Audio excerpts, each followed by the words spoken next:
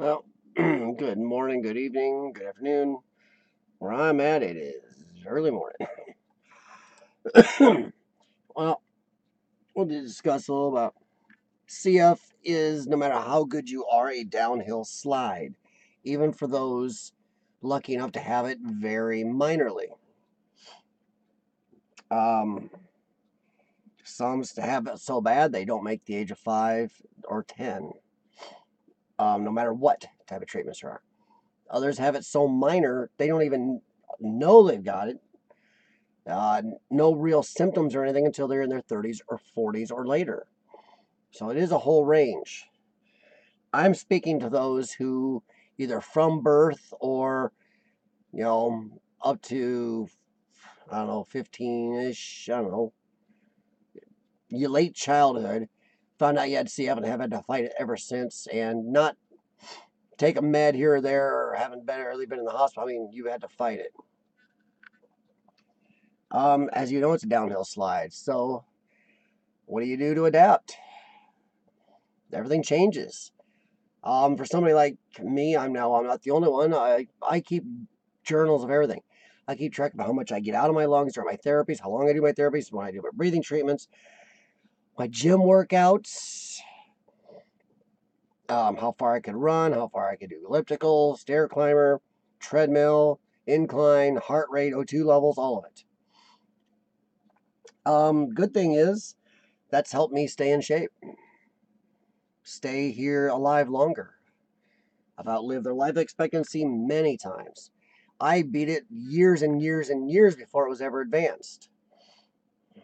Um, yeah, in the gym 7 days a week until the last couple of years. Now it's 6 days a week. Even at around 30% lung capacity, I'm still doing it. So I haven't had an easy time. I haven't had the hardest. Take a high enzyme level. I eat right. It's a decline. The bad part of keeping track, though, and writing everything down like that, is you see every bit of the decline. I used to be a lifeguard. I used to be able to swim underwater from one end of a swimming pool and back with one breath. I remember and then I remember the day where I actually gave up swimming because I was afraid of swimming hard and getting a mouthful of water and not having any air to make it to the edge of the pool or make it out. Um, I remember one racquetball, not just because my shoulder was tore up, I gave it up because I couldn't compete anymore. I've got years of workout logs where I can see the decline. It's helped me, but it also is a very morbid and sad review on what this this illness does to us. Even with all the meds, all the fighting I've done and everything, it is a decline. You lose function. You lose things you like to do.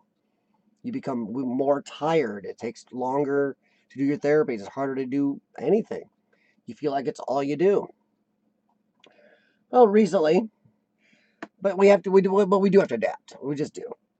Well, recently, I've always coughed up blood for at least 10 to 15 years now. I cough up blood off and on, just it is. The surgeries to fix those problems are also very risky. So my doctor opted not to do those because the amount I was coughing up is not the amount that freaks him out. It can go on for anywhere from anywhere from 1 day to 7 days in a row. But so far, I haven't gotten near the level, the amount, the quarter cup they said is a oh crap callus amount. It does get a pretty, and maybe got half that, a little over before, but not that level yet. But I've always been rigid on my therapies, do my chest PT, I do my own, as you can see in my other videos. And sure, once in a while I'd work out too hard or do my PT too hard and cause more bleeding. Here and there. But lately, the last few months or so, I'd say about 4 months, just the act of doing my lowers by hanging upside down or even tilting on something, and I don't have that very deep. You don't hang straight upside down. Just do like Trellenberg, like the tilt of your bed in the hospital. That's what it's set at. Just doing that, even sometimes if I don't even do the PT, just lay back, I will suddenly start coughing up blood. Weird. It doesn't come to their level of scare the crap out of the doctor's level, but It's annoying. And if I do my PT upside down, woo! And this is my bad side over here. The lower area is my really twitchy spot. But even just the act of doing this side tilted, I'll start coughing up blood. Even I haven't coughed up blood for weeks. It's taken away my best clearance therapy. My late afternoon, evening, light or whatever night chest PT inverted to do my lower lobes has always been my best one. My clearinghouse. Got stuff out of there all the time.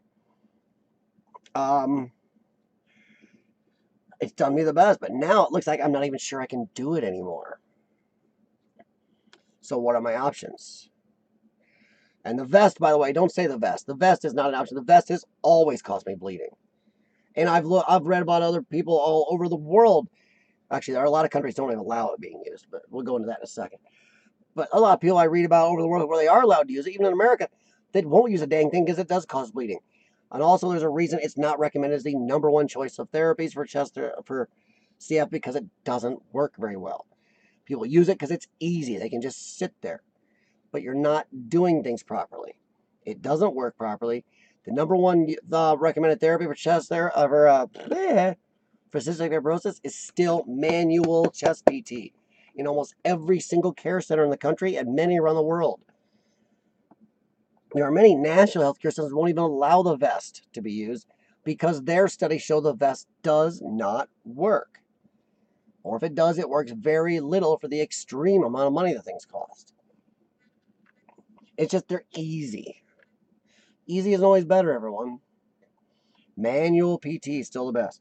But now I'm losing one of my manual PT modes. I have found out that I've adapted. This is where adapt comes in. I found out I can do my breathing treatments more often.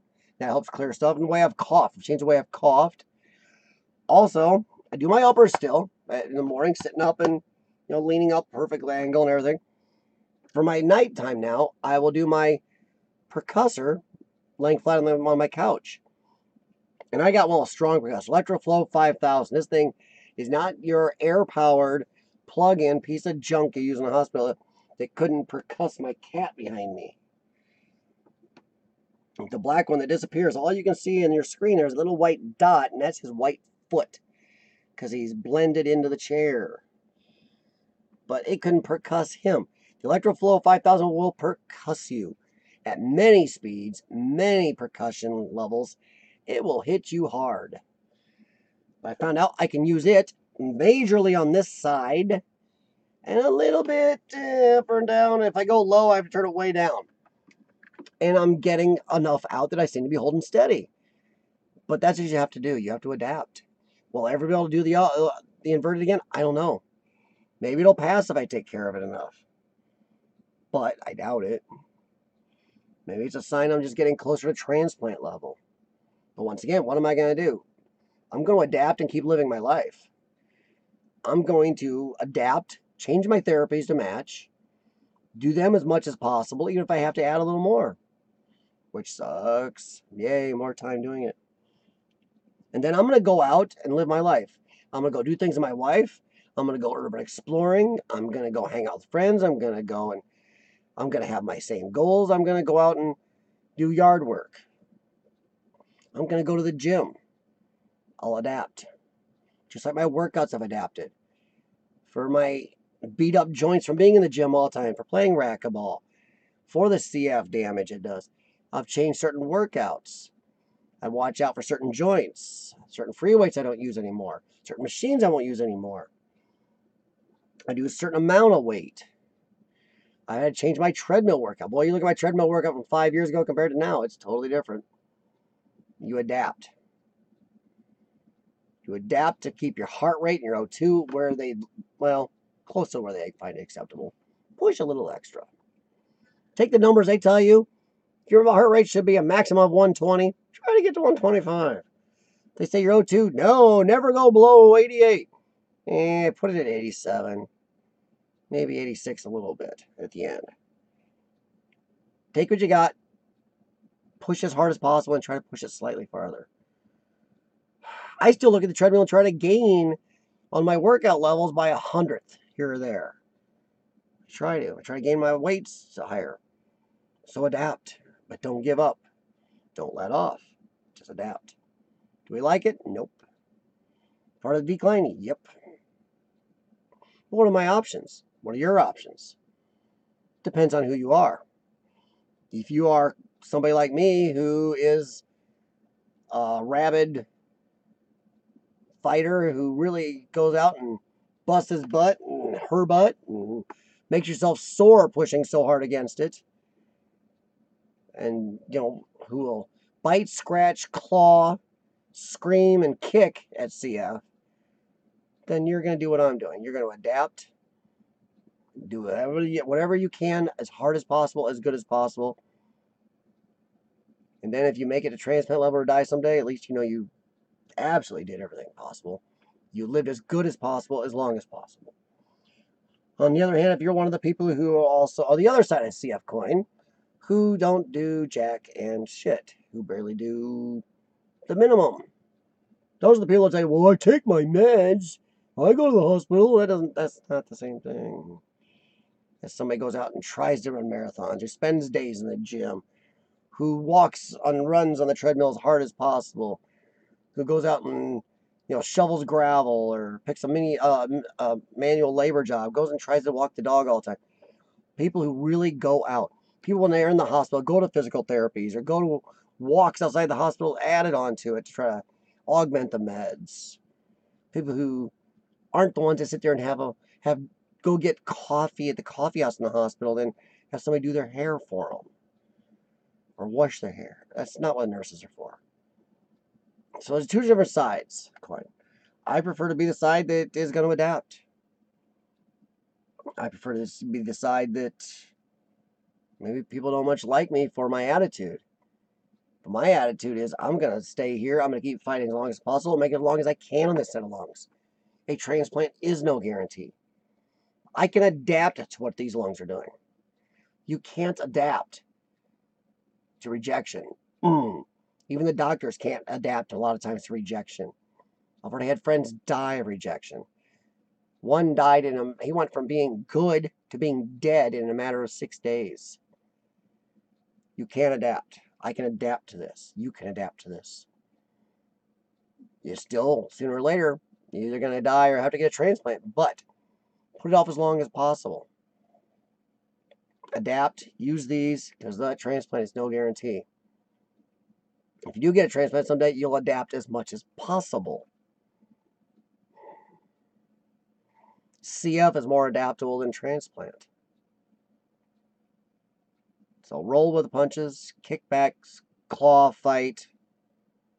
That's what I'm going to do. I keep track of how much blood I get out, and I'm going to make sure it doesn't go over the limits or get weird or too often. As you can tell right now, I need to do some therapy. Yeah, I don't know what else to say about it. Adapt, change.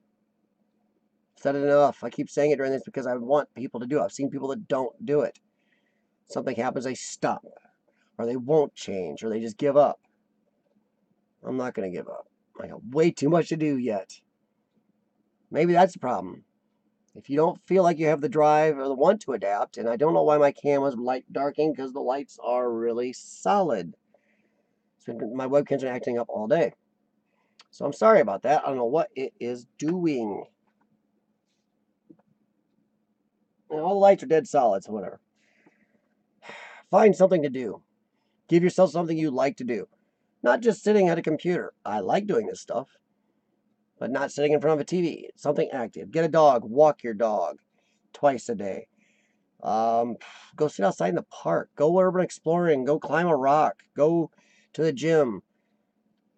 Do something. Do something that makes your lungs work. Work them. Make CF squeal. Adapt.